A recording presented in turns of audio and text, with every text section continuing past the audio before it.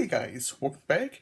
Today I'll be hitting on Stiff Upper Lip by AC/DC. I didn't think it was a bad album overall, but I personally didn't think it was one of their best as well. I feel they have better albums out there. Now let's go ahead and hop into it. This is the 14th, yes, you heard that correctly, 14th studio album by the rock band that was released on February 25th, 2000.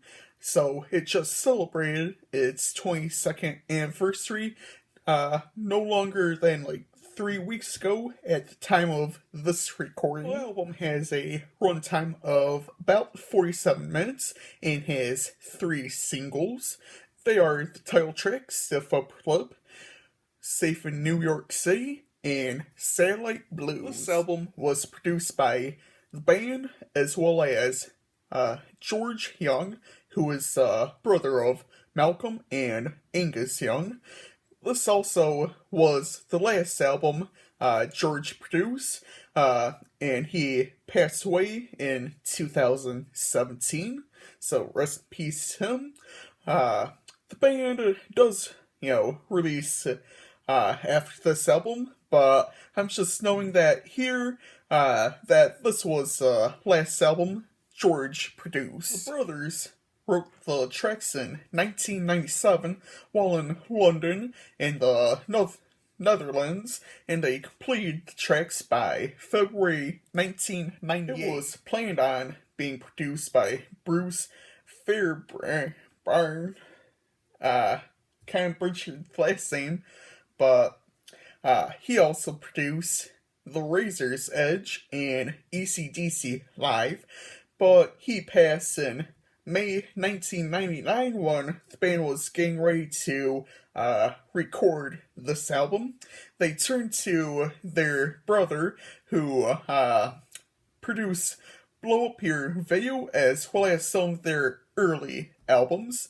Now let's hop into some of the tracks. We open the album with the title track, Stiff Upper Lip.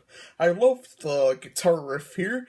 I felt it helps set the mood of the album in a way. Now we get a little change of pace with House of Jazz is a third track here on the album.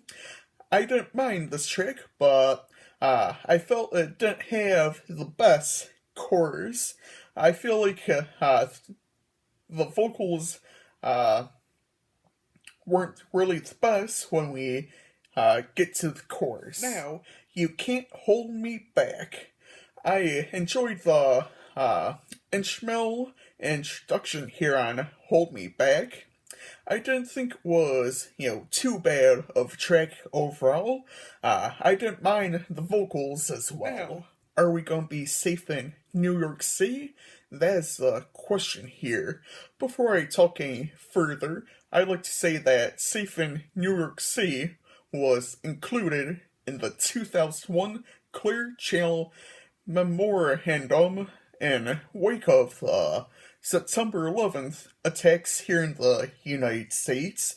This was made for lyrically questionable songs, and lyrically questionable in quotes, as, that's how it was when I pulled the information from a couple of, sites.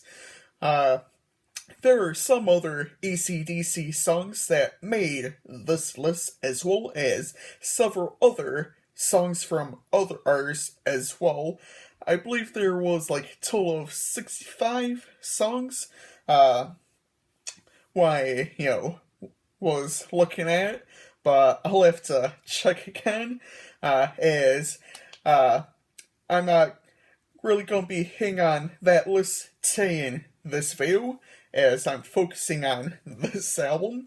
But without further ado, I feel Safe in New York City has to be one of my favorites off the album. I loved that guitar riff. I didn't think the vocals were too terrible either. I'm gonna be closing us out with Give It Up. I didn't mind the track. I thought it had a decent instrumental and vocals. My favorites are House of Jazz, Damned, and Safe in New York City. I will be giving this album a 3.5 out of 5. I hope y'all enjoyed this video. Feel free to leave your thoughts down below in the comments section. Next week, I will be reviewing David Cook's self-named album, David Cook.